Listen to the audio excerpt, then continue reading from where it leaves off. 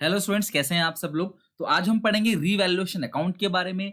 Change in profit sharing ratio chapter 4 class 12 accounts का हमने शुरू किया हुआ है और इसका ये पार्ट 4 है, यानी इससे पहले हमने 3 वीडियोस देख ली हैं। सबसे पहले में हमने देखा इंडिविजुअल पार्टनर का गेनिंग शेयर और सैक्रिफाइसिंग शेयर कैसे निकालना है। सेकंड में हमने देखा गुडविल का ट्रीटमेंट कैसा होता है, उनकी एंट्रीज क्या पास होती हैं। थर्ड पार्ट में हमने चेक किया रिजर्व वगैरह का ट्रीटमेंट किस तरीके से करते हैं, एक्यूमुलेटेड प्रॉफिट्स और एक्यूमुलेटेड लॉसेस का ट्रीटमेंट कैसे करते हैं इन चैप्टर्स में और बाकी आगे आने वाले सारे चैप्टर्स के अंदर। लेकिन आज की जो वीडियो है ये सबसे इंपॉर्टेंट है। आज की वीडियो पूरी देखना और जब तक समझ में ना आए तब तक अच्छे से एक बार और भी देख लेना, क्योंकि इस टॉपिक के अंदर जो हम सीख रहे हैं आज रीवैल्यूएशन अकाउंट, ये क्लास 12 के एडमिशन में अगले चैप्टर में chapter 5 admission, retirement, death, dissolution, मतलब डिसोल्यूशन में नहीं सिर्फ डेथ तक, ये हर एक चैप्टर में आगे आने वाला है। तो बहुत अच्छे समझना क्लास, ताकि वहां पे आपको प्रॉब्लम ना हो। रीवैल्यूएशन अकाउंट देखो, किसी भी चीज की अगर हम दोबारा वैल्यू करते हैं,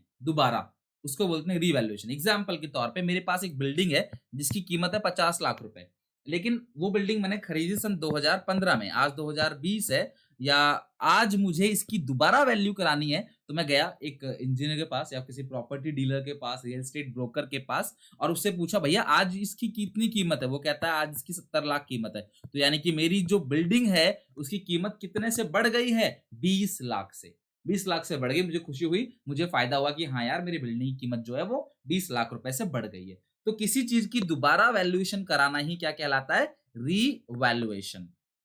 अब change in profit sharing ratio में, यानी कि इस पूरे चैप्टर में या फिर एडमिशन में, रिटायरमेंट में, डेथ में, हर चैप्टर में हम लोग क्या करते हैं, जब भी फर्म का रिकॉन्स्टिट्यूशन होता है, यानी कि जब फर्म का पुनर्निर्माण होता है, तो उस सिचुएशन में हम लोग क्या करते हैं, रीवैल्यूएशन अकाउंट बनाते हैं। क्लियर है यहां तक।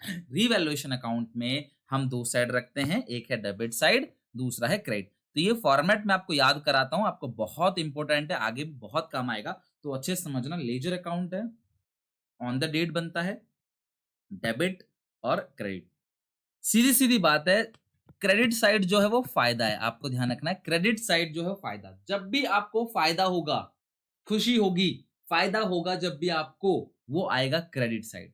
जब भी आपको नुकसान होगा, जब भी आपको घाटा होगा, ठीक है, घाटा होगा तो वो आएगा डेबिट। फायदा होगा तो कहां पे आएगा, क्रेडिट। तो फायदा क्रेडिट, घाटा डेबिट, बस इतनी सी बात है, खत्म अकाउंट। बोलो, फायदा क्रेडिट, घाटा डेबिट। अब सवाल ये है कि फायदा कैसे होगा, फायदा कैसे होगा। ये बहुत कॉमन सेंस का क्वेश्चन है, फायदा कैसे होगा। आप खुद समझो, अगर आपके पास जो एसेट्स हैं उनकी वैल्यू इंक्रीज कर जाए तो फायदा होगा। लैंड हो, बिल्डिंग हो, जैसे अभी मेरे पास 50 लाख की बिल्डिंग थी, उसकी वैल्यू 70 लाख हो गई, तो मेरे को 20 लाख का फायदा हो गया। समझ रहे हो बात को। मशीन की वैल्यू इंक्रीज हो गई, समझ रहे हो बात को, तो फायदा है। फर्नीचर की वैल्यू इंक्रीज हो गई तो फायदा है। तो फायदा कब होगा, जब आपकी असेट की वैल्यू बढ़ जाएगी। लेकिन अगर आपकी एसेट्स की वैल्यू घट गई तो घाटा है, तो किधर रिकॉर्ड करोगे आप, डेबिट साइड। फायदा जब भी होगा क्रेडिट, घाटा जब भी होगा डेबिट। असेट की वैल्यू बढ़ेगी, फायदा क्रेडिट, असेट की वैल्यू घटेगी तो घाटा डेबिट। और एक तरीके से फायदा होगा by decrease in value of liabilities. अगर हमारी लाइबिलिटीज कम हो जाएगी तो भी हमको फायदा है। हमारे कर्जदार अगर कम हो गए, हमारी लाइबिलिटी अगर कम हो गई तो भी हमको फायदा है। और अगर हमारी लाइबिलिटी बढ़ेगी तो हमको घाटा है। अगर हमारे लाइबिलिटी, कर्जदार अगर बढ़ जाते हैं तो हमारा घाटा है, और अगर हमारे कर्जदार कम हो गए तो हमारे लिए क्या है, ये फायदा है। समझ रहे हो बात को। मान लो मेरा कर्जा था 5 लाख का, उसने बोला चलो 1 लाख कम दे दो, 4 लाख। तो मेरी लाइबिलिटी पहले 5 लाख थी, अब 4 लाख है, तो कम कितने से, वो 1 लाख से। 1 लाख फायदा हो गया, क्रेडिट साइड रिकॉर्ड करूंगा। तो लाइबिलिटी अगर मेरी कम होगी, decrease in value of liability, तो ये फायदा है। लेकिन अगर मेरी लाइबिलिटी इंक्रीज होगी तो वो घाटा है। नेक्स्ट है अनरिकॉर्डेड एसेट। ऐसी एसेट जो आपने अब तक रिकॉर्ड नहीं किया, आप उसको रिकॉर्ड कर रहे हो, अनरिकॉर्डेड। मान लो पहले आपके पास थी पर आप रिकॉर्ड करना भूल गए, लिखना भूल गए, अचानक से आपको मिलेगा तो खुशी होगी ना। कभी कभी ऐसा होता है ना, आपकी पॉकेट में 10 रुपए, 20 रुपए, 50, 100 रुपए पड़े रहते हैं, और पैंट धुल जाती है आपको, और बाद में जब देखते हो अरे मेरी जेब में 10 रुपए थे, तो खुशी होती है ना। फायदा, अचानक से कोई एसेट मिलता है आपको जो पहले आपके दिमाग में नहीं था, तो वो फायदा लगता है। सिमिलरली, पहले आपको पता नहीं था देना है, अब पता चल रहा है कि पेमेंट करनी है। अरे यार, मैंने किसी उधार लिए थे, अब मैं भूल गया, मुझे उसकी पेमेंट करनी है। तो ये टेंशन है ना, ये घाटा है, ये लाइबिलिटी है। अनरिकॉर्डेड लाइबिलिटी डेबिट साइड और अनरिकॉर्डेड एसेट क्रेडिट साइड। तो सारे फायदे होंगे क्रेडिट। फायदा कब होगा? असेट बढ़ेगा तो, लायबिलिटी घटेगा तो, या अनरिकॉर्डेड असेट होगा तो। घाटा कब होगा? जब मेरी असेट कम या मेरी लायबिलिटी, बोलो मेरी लायबिलिटी ज्यादा, या अचानक से कोई लायबिलिटी आ गई तो मेरे लिए वो घाटा है। और हम क्रेडिट साइड टोटलिंग करेंगे, डेबिट का माइनस करेंगे, जो आएगा उसको क्या नाम देंगे? Revaluation gain transfer to capital और करंट। अगर फिक्स मेथड है तो करंट अकाउंट, फ्लक्चुएटिंग है तो कैपिटल। आप इतना ध्यान रखो, कैपिटल करंट कुछ भी आ सकता है। और एक किस में ट्रांसफर होगा? ए में, बी में और सी में। अगर डेबिट साइड बड़ी है, बैलेंस लॉस आ रहा है, तो ये लॉस भी कहाँ चला जाएगा? ए में, बी में और सी में, इन तीनों में ये लॉस चला जाएगा। ओके, तो इस तरीके से प्रॉफिट लॉस अकाउंट हम लोग रीवैल्यूएशन अकाउंट बनाते हैं। और रीवैल्यूएशन अकाउंट से होने वाले गेन या लॉस को हम लोग नाम देते हैं रीवैल्यूएशन गेन और रीवैल्यूएशन लॉस। एक बात और ध्यान रखना, रीवैल्यूएशन अकाउंट एक नॉमिनल अकाउंट होता है, हमेशा ध्यान रखना, टिक मार्क में पूछा जा सकता है। वैसे 11th क्लास में आपने नेचर ऑफ अकाउंट देख ही लिया होगा, रियल, पर्सनल और नॉमिनल। तो रीवैल्यूएशन अकाउंट जो है इसमें इनकम और एक्सपेंस को रिकॉर्ड किया जाता है एक तरीके से, यानी जो खर्चा है, घाटा है, वो हम लोग डेबिट साइड रिकॉर्ड करते हैं, फायदा क्रेडिट साइड रिकॉर्ड करते हैं। तो इसका जो नेचर है वो सिमिलर टू नॉमिनल अकाउंट का नेचर है। क्लियर है यहां तक? चलो, अगर ये रिवैल्यूएशन अकाउंट मैंने बना दिया, अब नई बैलेंस शीट में जो वैल्यू आएगी वो नई वाली वैल्यू आएगी। मान लो पहले बिल्डिंग कितने की थी? 50 लाख की, 20 लाख से बढ़ गया, अब बिल्डिंग कितने की हो गई आपकी? 70 लाख की।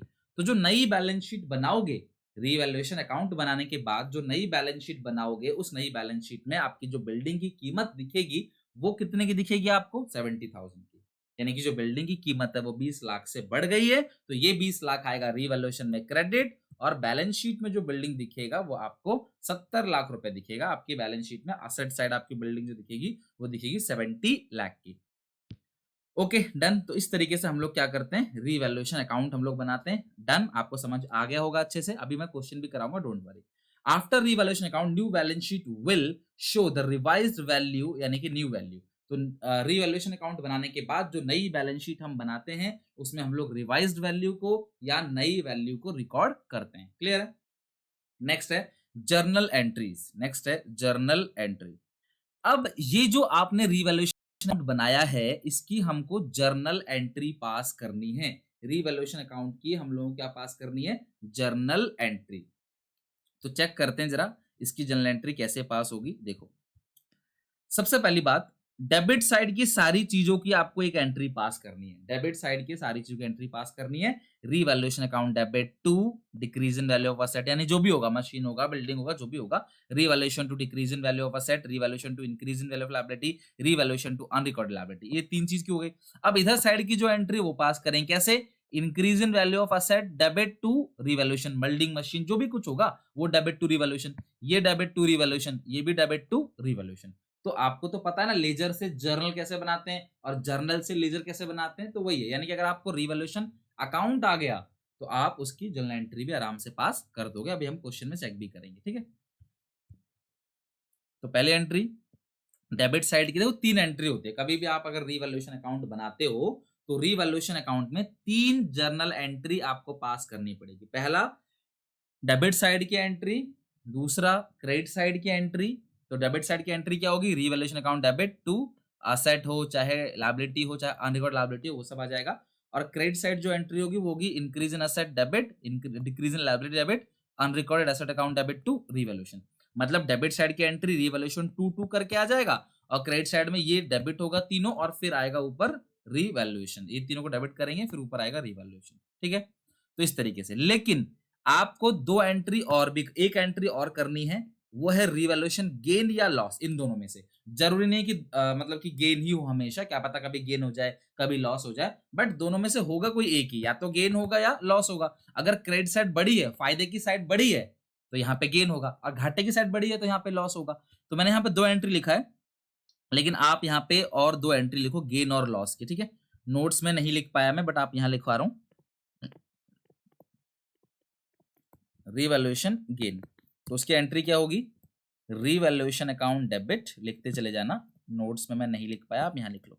Revaluation account debit to A, to B, to C capital account, ठीक है।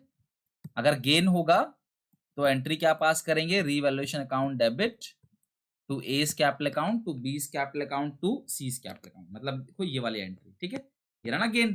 तो revaluation account debit to A, to B, to C. और अगर इसकी एंट्री होगी तो A debit, B debit, C debit, to revaluation loss की एंट्री, ठीक है।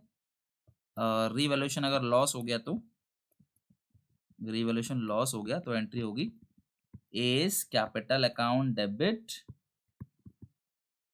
बी's capital account debit, C's capital account debit to, और ध्यान रखना ओल्ड रेशियो में ही बटेगा ये, ठीक है, टू रिवैल्यूएशन अकाउंट। तो ये किस रेशियो में बटेगा? ओल्ड रेशियो में। ध्यान रखना रिवैल्यूएशन गेन या लॉस जो भी होता है ये किस रेशियो में बटता है? ओल्ड पार्टनर्स में बटेगा। और किस रेशियो में बटेगा? ओल्ड रेशियो में, ठीक है। ओल्ड पार्टनर्स में मतलब तीनों पार्टनर्स में बट जाएगा, उन तीनों की जो भी प्रॉफिट शेयरिंग रेशियो होगी उस प्रॉफिट शेयरिंग रेशियो में आप इस रिवैल्यूएशन लॉस को या गेन को बांट दोगे, ठीक है। तो पहले एंट्री क्या होगी? डेबिट साइड की सारी एंट्री एक ही बार में, आप अलग अलग करके भी लिख सकते हो, वो लंबा हो जाएगा। तो डेबिट साइड के सारे आइटम एक तरफ, क्रेडिट साइड के सारे आइटम एक तरफ, और एक एंट्री गेन की होगी तो रिवैल्यूएशन टू एबीसी, और लॉस की होगी तो एबीसी टू रिवैल्यूएशन। तो ये हो गया पूरा का पूरा रिवैल्यूएशन अकाउंट। ज्यादा डीप में सवाल वगैरह हम लोग बनाएंगे एडमिशन चैप्टर, रिटायरमेंट, डेथ, इन तीनों चैप्टर में हर क्वेश्चन में, हर फुल फ्लेज क्वेश्चन में रिवैल्यूएशन अकाउंट आएगा, तो वहां पे ज्यादा डीपली चलेंगे। बट अभी इस चैप्टर की बात करें चेंज इन पीएसआर की, तो उसके अंदर क्या है जरा समझते हैं। देखो, अब ये है इस पूरे चैप्टर का बहुत ही इंपॉर्टेंट पॉइंट, वो है रिवैल्यूएशन अकाउंट का जो ट्रीटमेंट है वो क्या है नॉर्मल सिचुएशन में और एक्सेप्शनल सिचुएशन में। देखो, नॉर्मल सिचुएशन क्या होता है, चाहे आप आगे जाके एडमिशन पढ़ो, रिटायरमेंट पढ़ो, डेथ पढ़ो, उन सब में आम तौर पे नॉर्मल सिचुएशन के ही रूल रेगुलेशन लागू होते हैं। लेकिन स्पेलिंग ठीक कर लेना, नॉर्मल सिचुएशन और एक्सेप्शनल सिचुएशन जो होती है, एक्सेप्शनल सिचुएशन यानी कि change in profit sharing ratio, उसमें देखते हैं क्या ट्रीटमेंट करेंगे, ठीक है। अगर आपने रिजर्व वगैरह का ट्रीटमेंट देखा होगा तो नॉर्मल चैप्टर्स में क्या ट्रीटमेंट होता है और बाकी सारे चैप्टर मतलब कि चेंज इन पीएसआर में क्या ट्रीटमेंट होता है, वो बिल्कुल अलग अलग है। सिमिलरली अगर आम तौर पे नॉर्मल सिचुएशन की बात की जाए तो दो ही चीजें होती हैं। पहली, हम लोग रिवैल्यूएशन अकाउंट बनाते हैं, पहला पॉइंट क्या है, रिवैल्यूएशन अकाउंट बनाते हैं। दूसरा, नई बैलेंस शीट में रिवाइज वैल्यू को दिखाते हैं। रिवाइज वैल्यू का मतलब होता है कि जो बढ़ने के बाद या घटने के बाद जो वैल्यू आती है उसको दिखाते हैं हम लोग बैलेंस शीट में। तो नॉर्मली क्या होता है, हम लोग रिवैल्यूएशन अकाउंट बनाते हैं और रिवैल्यूएशन अकाउंट के अंदर नई वाली वैल्यू को शो करते हैं। सिंपल, क्या करते हैं बताओ, एक रिवैल्यूएशन अकाउंट बनाया जाता है और उस रिवैल्यूएशन अकाउंट के अंदर जो नई वाली वैल्यू है, मान लो 10 लाख की बिल्डिंग 12 लाख की हो गई तो नई बैलेंस शीट में 12 लाख दिखाएंगे। 15 लाख की बिल्डिंग 10 लाख की हो गई तो नई बैलेंस शीट में 10 लाख दिखाएंगे। फायदा घाटा कहां दिखाएंगे? रिवैल्यूएशन अकाउंट में, उसके लिए रिवैल्यूएशन अकाउंट बनाएंगे। क्लियर है यहां तक? नॉर्मली तो यही दो बातें होती हैं। लेकिन अगर क्वेश्चन आपको बोल दे अकाउंट नहीं बनाना, स्टेटमेंट बनाना है, अकाउंट और स्टेटमेंट में ज्यादा अंतर नहीं होता है, आंसर सेम ही आना है, बस अकाउंट अभी मैं बना के भी दिखाऊंगा। स्टेटमेंट, अकाउंट में क्या होता है, लाइन खींच के डेबिट क्रेडिट लिख के करते हैं, और स्टेटमेंट में एक ही लाइन के अंदर नीचे प्लस में, जैसे बीआरएस का स्टेटमेंट आपने बनाया होगा ना, statement showing P and L बनाया होगा 11th में, सेम वैसा ही, ज्यादा मुश्किल काम नहीं है, स्टेटमेंट बिल्कुल सेम है, अभी बताऊंगा, अभी दिखाऊंगा क्वेश्चन करके। तो हम लोग को अगर बोलता है कि अकाउंट बनाओ तो रिवैल्यूएशन में नई मतलब रिवैल्यूएशन अकाउंट बनाएंगे और बैलेंस शीट में रिवाइज वैल्यू को दिखाएंगे। लेकिन अगर आपको क्वेश्चन ये बोल दे कि आपको अकाउंट नहीं बनाना, स्टेटमेंट शोइंग रिवैल्यूएशन यानी रिवैल्यूएशन का स्टेटमेंट बनाना है, तो समझ जाना एक्सेप्शनल केस है। समझिए बात को, अगर आपको बोलता है कि आप रिवैल्यूएशन का स्टेटमेंट बनाओ या पुरानी वैल्यू ही बुक्स में कंटिन्यू होंगी, मतलब मेरे पास बिल्डिंग थी 12 लाख की, उसकी वैल्यू बढ़ के आज 15 लाख हो गई है, लेकिन नई बैलेंस शीट में मुझे 15 नहीं दिखाना, मुझे 12 ही दिखाना है। अगर ऐसा क्वेश्चन करने को बोले तो समझ जाना यार अलग चीज बोल रहा है, तो ये नॉर्मल केस नहीं है, एक्सेप्शनल केस है। और एक्सेप्शनल केस में आपको क्या बनाना पड़ेगा, स्टेटमेंट शोइंग रिवैल्यूएशन बनाना पड़ेगा। एक स्टेटमेंट शोइंग रिवैल्यूएशन बनाएंगे, और मैं आपको बता दूं स्टेटमेंट शोइंग रिवैल्यूएशन हो चाहे रिवैल्यूएशन अकाउंट हो, आंसर दोनों से सेम आता है। तो स्टेटमेंट शोइंग रिवैल्यूएशन अभी मैं क्वेश्चन करके दिखाऊंगा, और उसमें अगर गेन आ गया, रिवैल्यूएशन गेन अगर आंसर आ गया तो एंट्री क्या होगी, गेनिंग टू सैक्रिफाइसिंग, यानी कि पुरानी वैल्यूज को तो नई बैलेंस शीट में दिखाना ही दिखाना है, साथ में एक एंट्री भी पास करनी पड़ेगी, क्या होती है, गेनिंग टू सैक्रिफाइसिंग। और अगर वहां पे लॉस हो गया तो एंट्री क्या करोगे, सैक्रिफाइसिंग टू गेनिंग। तो गेन की एंट्री क्या होगी, गेनिंग टू सैक्रिफाइसिंग, लॉस की एंट्री सैक्रिफाइसिंग टू गेनिंग। तो आपने नोटिस किया होगा इस पूरे चैप्टर में एक ही एंट्री बार बार आ रहा है, वो है गेनिंग टू सैक्रिफाइसिंग, चाहे वो गुडविल की एंट्री हो, चाहे वो जनरल रिजर्व की एंट्री हो, पी एंड एल हो, डब्ल्यूसीआर हो, ऐसी कोई भी चीज हो, उसकी एंट्री क्या होती है, गेनिंग टू सैक्रिफाइसिंग, अगर वो बैलेंस शीट में एज इट इज कंटिन्यू रहता है या पुरानी वैल्यूज को बुक्स में रिकॉर्ड करेंगे तब। और लॉस की एंट्री क्या होगी, उल्टा, सैक्रिफाइसिंग टू गेनिंग। अब एक क्वेश्चन के थ्रू समझते हैं। देखो ये रहा हमारे पास क्वेश्चन, अच्छे से समझते हैं इसको, दोनों तरीकों से समझते हैं, नॉर्मल केस में भी और एक्सेप्शनल केस में भी। पहले आपको पूरा क्वेश्चन पढ़ना है और आप मुझे बताओगे कि ये नॉर्मल केस का क्वेश्चन है या एक्सेप्शनल। पहले आपको इतना बताना है क्वेश्चन पढ़ के, और देन फिर हम लोग जो है इस क्वेश्चन को दोनों तरीके से करेंगे।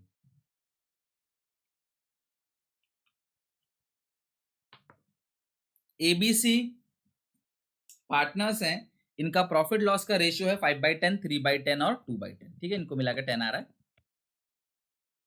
दे decide to share future profit loss in the ratio 2:3:5। तो फ्यूचर का जो प्रॉफिट लॉस है यानी रेशियो इन्होंने चेंज कर दी, वो रेशियो है 2:3:5, 2/10, 3/10, 5/10।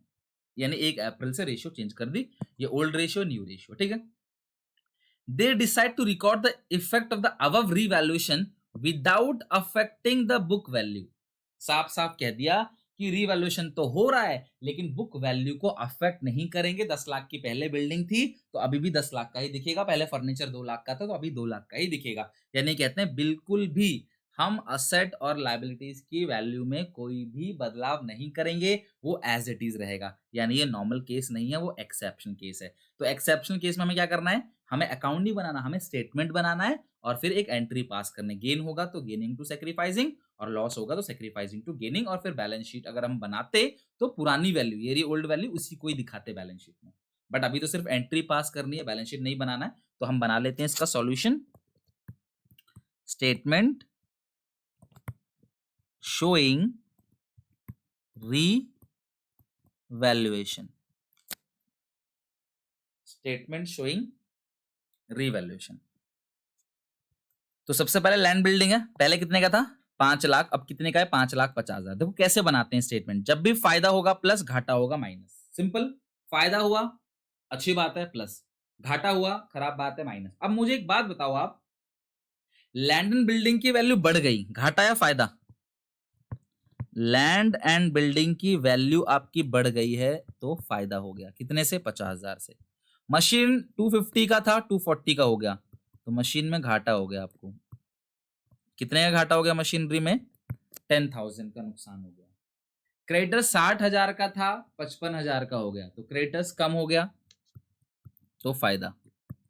प्लस करेंगे क्रेडिटर। देखो लाइबिलिटी अगर कम हो जाए, अगर मेरे कर्जे कम हो जाएंगे, क्रेडिटर वो लोग होते हैं जिन लोगों से हमने माल उधार खरीदा है, सामान उधार खरीदा है। अगर मैंने उनसे 60 का सामान उधार खरीदा है, कल को वो कहता है चलो यार 55 ही दे दो, तो मुझे 5,000 का फायदा हुआ। आउटस्टैंडिंग एक्सपेंस लाइबिलिटी होती है, ऐसा खर्चा जो मुझे करना था लेकिन मैंने अभी तक किया नहीं। वो 60 था 75 हो गया तो आउटस्टैंडिंग एक्सपेंस इंक्रीज हो गया। लाइबिलिटी इंक्रीज करेंगे तो घाटा। अगर मेरी लाइबिलिटी, मेरा कर्जा इंक्रीज हो रहा है तो वो मेरे लिए घाटा है। ठीक है, आउटस्टैंडिंग एक्सपेंस इंक्रीज हो गया, ऐसे खर्चे जो मुझे करने चाहिए थे लेकिन मैंने अभी तक किया नहीं। और आंसर अगर प्लस में आ जाए, आंसर अगर आपका प्लस में आ जाए तो समझ जाना कि गेन है। 30,000 का आ गया रीवैल्यूएशन गेन। और ये कब करते हैं? एक्सेप्शनल केस में, जहां पे हमें पुरानी वैल्यू को ही बुक्स में कंटिन्यू रखना है। Old value will continue in the books. अब गेन की एंट्री क्या होती है बताओ? गेन की entry gaining to sacrificing, loss की एंट्री उल्टा, सेक्रीफाइसिंग टू गेनिंग। तो गेन के लिए हमें ये तो पता चलना चाहिए ना कौन सा पार्टनर गेन कर रहा है, कौन सा सेक्रीफाइस। तो हमें इसमें निकालना पड़ेगा पहले sacrificing ratio. Calculation of sacrificing ratio A B C, 5/10, 3/10, 2/10 old ratio. और न्यू रेशियो कितनी है? न्यू रेशियो है 2:3:5। ठीक है, 2:3:5। इसका आएगा -3/10, इसका 0, इसका आएगा 3/10। ये सेक्रीफाइस कर रहा है और इसका माइनस में आ गया, इसका मतलब गेन कर रहा है। तो यहाँ पे गेन कौन कर रहा है? सी। और सेक्रीफाइस कौन कर रहा है? ए। तो इसकी एंट्री क्या होगी?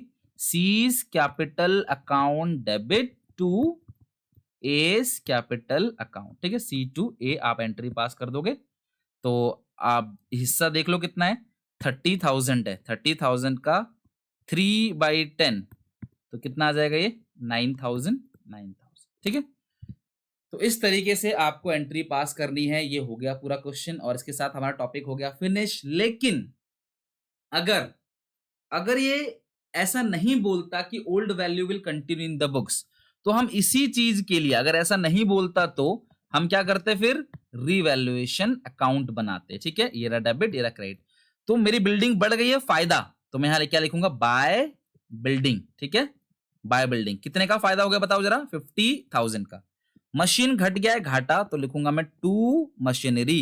देखो घाटा जब भी होगा वो आएगा डेबिट, फायदा जब भी होगा वो आएगा क्रेडिट। फायदा होगा तो क्रेडिट, घाटा होगा डेबिट। बिल्डिंग की वैल्यू बढ़ गई है, फायदा क्रेडिट। मशीन की वैल्यू घट गई, घाटा डेबिट। क्रेडिटर मेरे कम हो गए बाई क्रेडिटर्स, कितने से, 5,000। आउटस्टैंडिंग एक्सपेंस बढ़ गया, टू आउटस्टैंडिंग एक्सपेंस, घाटा हो गया, कितना हो गया, 15,000। ठीक है, तो बस खत्म, अब टोटलिंग कर लो। ये आएगा 55,000, 55,000 और 10 10 20 25, तो ये आएगा 30,000। किस नाम से आएगा, to revaluation gain transfer to capital account of ABC। ठीक है, और 30,000 का रेशियो कितना है, 5:3:2, तो 5/10, 3/10, 2/10, तो 10 से डिवाइड, 3 into 5 15, और यहाँ पे 3 3 9 और 6। ठीक है, मतलब क्या क्या पता है मैंने, 30,000 का 5/10 किया सॉल्व तो 15 आया। ठीक है, फिर 3/10 किया तो 9 आया, फिर 2/10 किया तो 6 आया। तो अब इसके बाद जब बैलेंस शीट बनेगी तो उस बैलेंस शीट में कौन सी वैल्यू कंटिन्यू करेंगे हम लोग, न्यू वैल्यू, रिवाइज वैल्यू। लेकिन इस सिचुएशन में यहां देखो, जो मैंने अकाउंट नहीं बनाया, स्टेटमेंट बनाया, पुरानी वैल्यू ही बुक्स में कंटिन्यू होंगी। लेकिन अगर मैं अकाउंट बनाता, क्वेश्चन ऐसा नहीं कहता कि पुरानी वैल्यू कंटिन्यू होंगी बुक्स में, या क्वेश्चन कहता है रिवैल्यूएशन अकाउंट बनाओ या नई वैल्यू बुक्स में कंटिन्यू करेंगी, तब हम लोग क्या करते, तब हम अकाउंट बनाते, अकाउंट बना के फिर हम नई बैलेंस शीट बनाते, तो नई वाली वैल्यू जो है वो बुक्स में कंटिन्यू करता। अगर आप इसकी जनरल एंट्री देखो तो देखो कैसे होगी। सबसे पहले डेबिट साइड की एंट्री करेंगे, तो पहले एंट्री देखो कैसे होगी, revaluation account debit to machinery, revaluation account debit to machine और टू आउटस्टैंडिंग एक्सपेंस, मैंने एक साथ ही कर दिया है। ठीक है, 10 और 15, तो ये हो गया 25,000, ये हो गया 10,000, 10,000 और ये 15,000, एक एंट्री हो गई। ठीक है, दूसरी एंट्री क्या करोगे आप, इनकी एंट्री जो क्रेडिट साइड में है, क्या क्या बताओ, building account debit, creditors account debit to revaluation account. समझ गए बात को, तो बिल्डिंग कितने का है, 50,000 का, क्रेडिटर कितने का है, 5,000, और यहाँ कितना आएगा, 55,000। ठीक है, तो building debit, creditor debit to revaluation, ये हो गया। Last entry revaluation to A, B और C, लास्ट एंट्री जो पास करेंगे वो करेंगे रिवैल्यूएशन टू ABC, और वो गेन की एंट्री होगी, गेन की। ठीक है, तो लास्ट एंट्री क्या करेंगे हम लोग, revaluation account debit to A's capital account to B's capital account to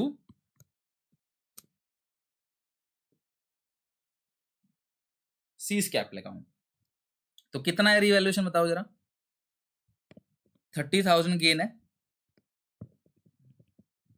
30,000, 15, 9 और 6। ठीक है, तो इस तरीके से, तो सिंपल केस में क्या होता है, हम अकाउंट बनाते हैं या एंट्री पास करते हैं, लेकिन उसमें जो नई वैल्यू है वो नई बैलेंस शीट में आती है। ये सिंपल केस में, अगर क्वेश्चन नहीं कहता ना पुरानी value will continue, old value will continue in the books, ये लाइन नहीं लिखता क्वेश्चन, तो हम इस तरीके से बनाते हैं।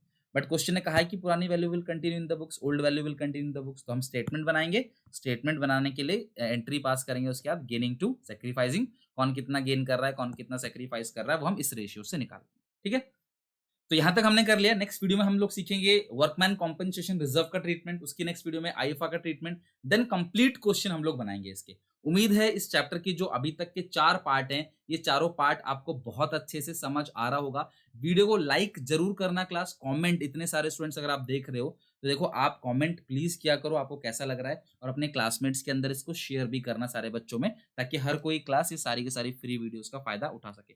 टेक केयर, बाय बाय, मिलेंगे नेक्स्ट वीडियो में।